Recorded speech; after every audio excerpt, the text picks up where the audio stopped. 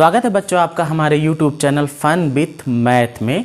और आज हम लोग डिस्कस करेंगे कि ग्राफिकल मेथड से कैसे हम इक्वेशंस ऑफ मोशन को डिराइव करते हैं। हमने पिछले लेक्चर में पढ़ा था कि हमारे पास 3 गति के समीकरण थे, जिनमें से पहला था v बराबर u प्लस ए टी, और दूसरा है s बराबर U T plus half A T square, और तीसरा है v स्क्वायर बराबर यू स्क्वायर प्लस 2as।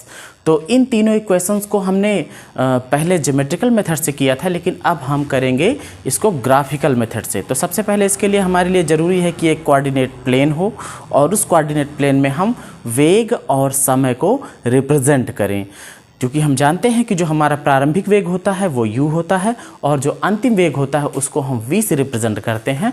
जो एक्सीलरेशन होता है, जो त्वरण होता है, वो हमारा a होता है। तो आइए हम लोग आते हैं अपने मेन टॉपिक पर। और यहाँ पर देखिए हमने एक कोऑर्डिनेट प्लेन ड्रॉ किया हुआ है। ये x एक्सिस है जिसे x अक्ष कहते हैं, और ये y एक्सिस है। तो x एक्सिस पे हमने समय को रिप्रेजेंट किया हुआ है, और y एक्सिस पे हमने वेग को, वेलोसिटी को रिप्रेजेंट किया हुआ है। यहाँ पे देखिए पहले जो मूविंग बॉडी थी, जो गतिमान वस्तु थी, उसका जो प्रारंभिक वेग था वो u था। फिर उसके बाद में जब समय बढ़ा और समय के सापेक्ष इसके वेग में परिवर्तन आया, तो हमारा जो वेग था वो वेग पहुंच गया v पर, और समय हमारा हो गया उस समय t। मतलब कि अंतिम वेग हमारा v है, और समय जो लगा है इस वेग को पाने में वो है t। तो यहाँ पर देखिए हमने इसको रिप्रेजेंट किया हुआ है कि u जो है वो यहाँ से यहाँ तक की, o से a तक की दूरी जो है, इसको हमने u माना हुआ है, प्रारंभिक वेग है। और फिर o से यहाँ तक की दूरी ये है, इसको हम भी कोई पॉइंट मान लेते हैं। मान लीजिए d है, यहाँ पे एक पॉइंट हम लोग मान लेते हैं कि ये e है। तो o से e तक की जो दूरी है, ये अंतिम वेग को दिखा रही है, जो कि यहाँ से यहाँ तक है, और ये है v। अगर हम यहाँ से देखें अपने जो ग्राफिकल मेथड से जो हमें इक्वेशन प्राप्त करनी है, उनके लिए हमें ज़रूरी होगा कि जो भी पॉइंट्स हैं उनके बीच की जो डिस्टेंस है ये ज़रूरी होंगी, क्योंकि यहाँ पर एक रेक्टेंगल बन रहा है, एक आयत बन रहा है, और यहाँ पे एक ट्रायंगल बन रहा है। तो रेक्टेंगल की साइड्स की भी हमको ज़रूरत पड़ेगी, और ट्रायंगल जो है उसकी भी हाइट की ज़रूरत पड़ेगी। तो हम पहले फाइंड आउट कर लेते हैं कि ये तो हमारा u है, क्लियर है, लेकिन जो a पॉइंट से e पॉइंट तक की जो डिस्टेंस है वो क्या होगी। भाई टोटल डिस्टेंस यहाँ से o से e तक की जो है वो v है। तो अगर हम यहाँ से यहाँ तक की दूरी जो है वो o से a तक की जो है वो u है, और o से e तक की जो दूरी है वो v है। अगर हमको बीच वाली ये डिस्टेंस चाहिए, तो हमको टोटल डिस्टेंस में से इतने को, ये जो इसको अगर हम माइनस कर लेते हैं तो हमारा ये डिस्टेंस बचेगा। मतलब कि v माइनस u जो होगा वो a और e के बीच की डिस्टेंस होगी। अब देखिए, क्योंकि यहाँ भी एक रेक्टेंगल बन रहा है, और हमें पता है कि जो भी आयत होते हैं उनके आमने सामने की साइड्स जो होती हैं, आमने सामने की जो भुजाएं होती हैं वो बराबर होती हैं। तो अगर इधर ये v माइनस यू है, तो ये साइड भी हमारी जो होगी वो v माइनस यू होगी। इसी तरीके से अगर ये जो हमारा इतनी डिस्टेंस u है, तो इधर भी u होगा। अब यहाँ हम नज़र डालते हैं, ये जो हमारा बन रहा है OACD, एक रेक्टेंगल बन रहा है, एक आयत बन रहा है। यहाँ भी आप देखोगे तो ये जो इसकी साइड है ये t है, तो इसके सामने जो साइड होगी ये भी t ही होगी। तो अगर हम देखें ध्यान से इसको, तो हमको जितनी भी इसकी साइड्स हैं वो हमको सब पता चल चुकी हैं। अब आइए हम लोग शुरू करते हैं अपने गति के इक्वेशन को डिराइव करने का। तो सबसे पहला जो हमारा इक्वेशन होता है वो ये है कि v बराबर u plus A T, v बराबर u प्लस ए टी। और ये जो है रिलेशन बताता है वेग और समय के बीच में, जिसमें त्वरण भी इन्वॉल्व है। तो हम इसको त्वरण के फॉर्मूले से डिराइव कर सकते हैं, और त्वरण की जो एजम्पशन है उसके हिसाब से करेंगे। त्वरण बराबर हमारा होता है, त्वरण बराबर वेग परिवर्तन, वेग परिवर्तन और बटा समय। अब यहाँ पर आप देखिए, तो जो त्वरण है, जो वेग है, वो इस स्लोप को रिप्रेजेंट कर रहा है ये, क्योंकि जैसे जैसे हम देखेंगे, अगर पहले थोड़ा सा समय हुआ तो वेग हमारा यहाँ पे आया, ये पॉइंट मिला होगा, इसको हम ड्रा करेंगे, तो फिर समय थोड़ा और बढ़ा तो वेग हमारा यहाँ पे मिल गया। फिर उसके बाद समय और बढ़ा, वेग हमारा यहाँ अंतिम वेग पे पहुँच गया, तो इसको हमने ड्रा कर लिया है। अब हम त्वरण निकालेंगे a, त्वरण की जगह पे हमने लिख दिया है a, और वेग परिवर्तन हमारा क्या है भाई, अंतिम वेग माइनस प्रारंभिक वेग, मतलब कि v माइनस u, और समय हमारा क्या है, समय है t। जो इधर डिवाइड में है वो इधर आएगा तो मल्टीप्लाइड में, तो हम t को इधर क्या करेंगे, मल्टीप्लाइड कर देंगे। तो ये हमारा हो जाएगा at is equal to v minus u। u इधर माइनस में है, इसको हम इधर ले आ लेते हैं, तो ये बन जाएगा u plus at is equal to v।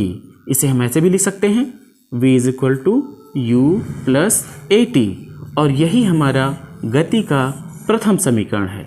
ये फर्स्ट इक्वेशन है, फर्स्ट इक्वेशन ऑफ मोशन। अब इसके बाद हम लोग देखते हैं बिना समय गंवाए कि गति का जो दूसरा समीकरण है s बराबर U T plus half A T square, उसको हम कैसे इस ग्राफिकल मेथड से डिराइव करेंगे। हमको पता है कि हम जो सेकंड इक्वेशन है वो विस्थापन को बताता है, और देखिए यहाँ पर जो विस्थापन हुआ है वो पूरा का पूरा, इसको हम इस ग्राफ में देखेंगे तो विस्थापन जो हमारा निकलेगा वो जिसमें एक ट्रायंगल बन रहा है और एक रेक्टेंगल बन रहा है, इन दोनों का जो एरिया ये कवर हो रहा है, यहाँ से यहाँ तक की दूरी तक जो वेग है वेग बदलने में, और जो यहाँ से यहाँ तक का समय लगने में जो हमारा ये एरिया कवर हो रहा है, इस एरिया को अगर हम फाइंड आउट करेंगे तो उससे हमारा विस्थापन निकल आएगा। तो हम क्या करेंगे, अगर हमको गति का दूसरा समीकरण चाहिए तो हमें क्या करना होगा, हमें करना होगा कि area of O A B C D, इस एरिया को फाइंड आउट करना होगा। तो S बराबर area of O A B C D, और इस ओ ए बी सी डी में आप देखिए इसमें एक ट्रायंगल आ रहा है और एक रेक्टेंगल आ रहा है, तो इसको हम लोग अलग अलग करेंगे।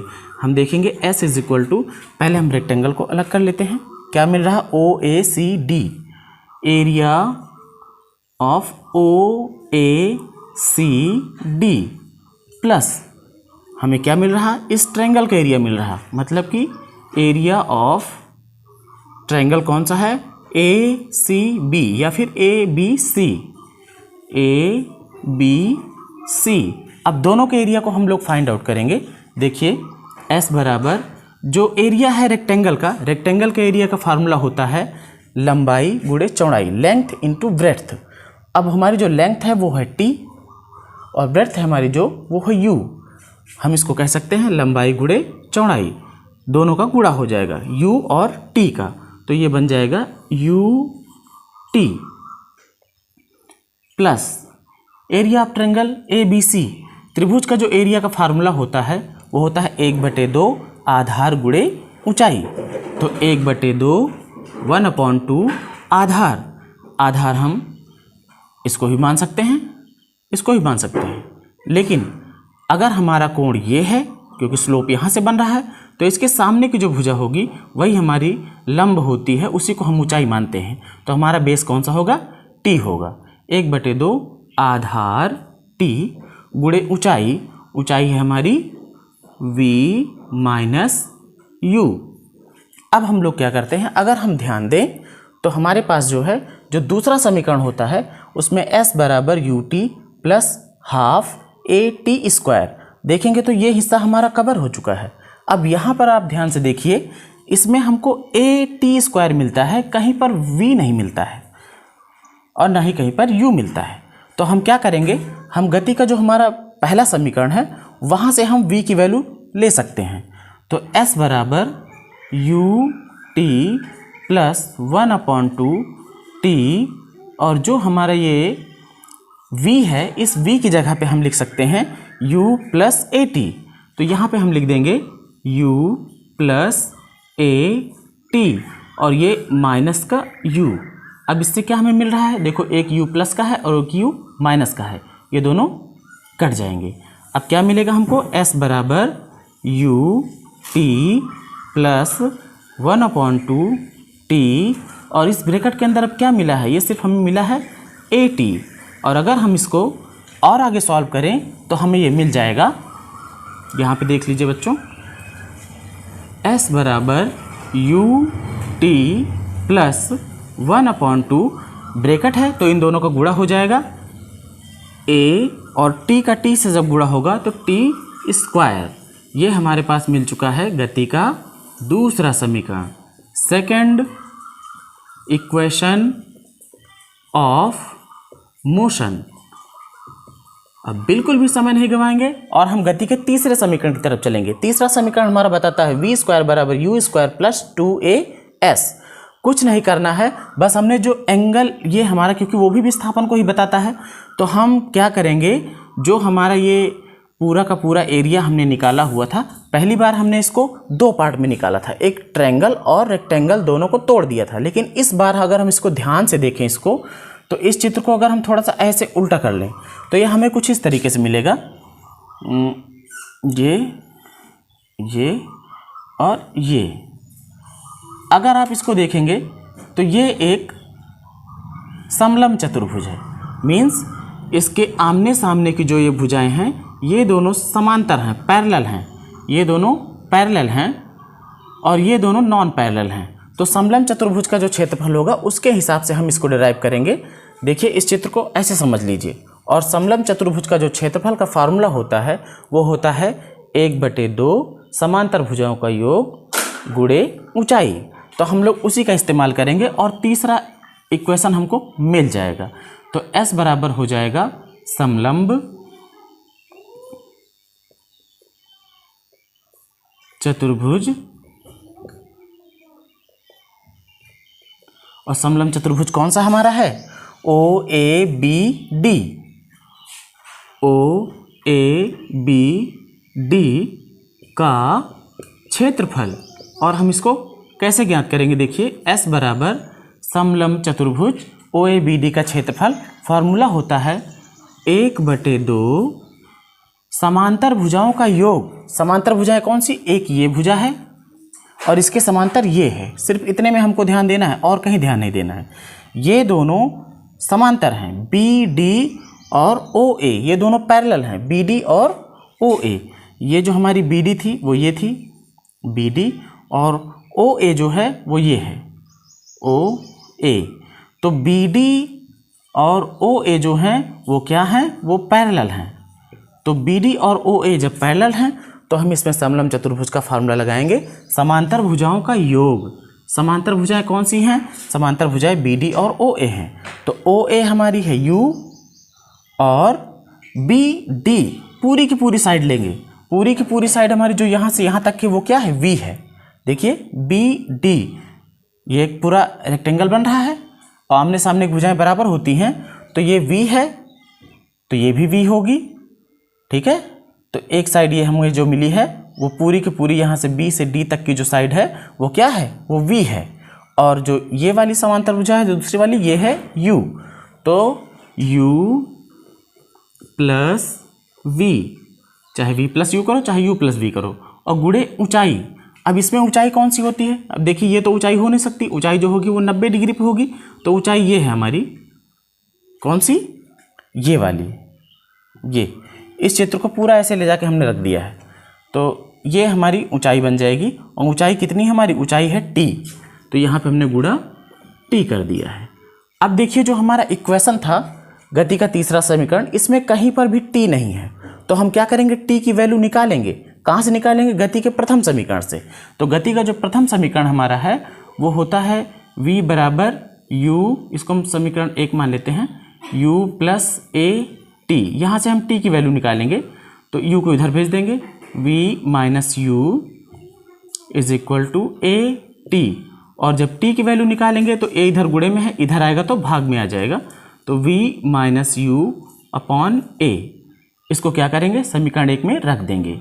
समीकरण 1 में रखने पर रख देते हैं समीकरण 1 में, और क्या मिलता है देखिए, S बराबर 1/2 U प्लस V, चाहे V प्लस U, दोनों बातें एक ही हैं, V प्लस U, और T की जगह पे लिखेंगे V minus U upon A। अब एक इक्वेशन यहाँ पे देखो कि अगर इस इक्वेशन को ध्यान से देखो तो यहाँ पे एक फार्मूला बन रहा है a plus B A minus B, ये A square minus B square का फार्मूला है। तो इसको हम लिख सकते हैं s बराबर, और a को इसके साथ ले लो, 1/2a, ये हो जाएगा V square minus U square. अब जो इधर डिवाइड में वो इधर मल्टीप्लाइड में आ जाएगा, मतलब कि 2as बराबर 1 से जब इसमें गुणा होगा तो कोई फर्क नहीं पड़ेगा, तो इधर हमें मिलेगा V square minus U square. U square को इधर भेज दो तो यू स्क्वायर प्लस में इधर आ जाएगा, उधर माइनस में था इधर प्लस में आ गया, तो 2as is equal to V square. इसको हम उलट के ऐसे भी लिख सकते हैं, वी स्क्वायर बराबर यू स्क्वायर प्लस 2as, और यही हमारा गति का तीसरा समीकरण है, थर्ड इक्वेशन ऑफ मोशन। तो बच्चों हमने देखा कितनी आसान तरीके से, बस थोड़ा सा एक जगह ध्यान देना है। पहला वाला तो त्वरण के फार्मूले से ही निकल आएगा, दूसरे वाले में हमको क्या करना है कि विस्थापन हमें निकालना है। विस्थापन के लिए एक बार हमको इस जो ग्राफ है दिया हुआ, इसको हम दो पार्ट में कर लेंगे, एक ट्रायंगल का अलग और प्लस रेक्टेंगल का अलग। ट्रायंगल और रेक्टेंगल इन दोनों का, त्रिभुज और आयत दोनों का क्षेत्रफल प्लस करके निकालोगे तो ये आपका आ जाएगा सेकंड वाला इक्वेशन। लेकिन अगर इस पूरे चित्र को एक साथ ले लोगे, इस पूरे ग्राफ को एक साथ ले लोगे तो ये समलंब का रूप लेगा, और समलंब के फार्मूले से अगर आप निकालोगे तो ये आपका गति का तीसरा समीकरण मिल जाएगा। यहीं पे आपको ध्यान देना है, और सारे के सारे तीनों इक्वेशन ऑफ मोशन बड़ी आसानी से आ जाएंगे। बच्चों आपको हमारा वीडियो कैसा लगा है? अगर आपको वीडियो हमारा अच्छा लगता है और ऐसी ही वीडियो आप चाहते हैं तो हमें आप लाइक कीजिए और चैनल को सब्सक्राइब कीजिए और लोगों तक शेयर कीजिए, और जिस भी टॉपिक पर आपको वीडियो चाहिए हो उसको हमें आप बताइए, हम उस पर वीडियो बना देंगे। थैंक्स।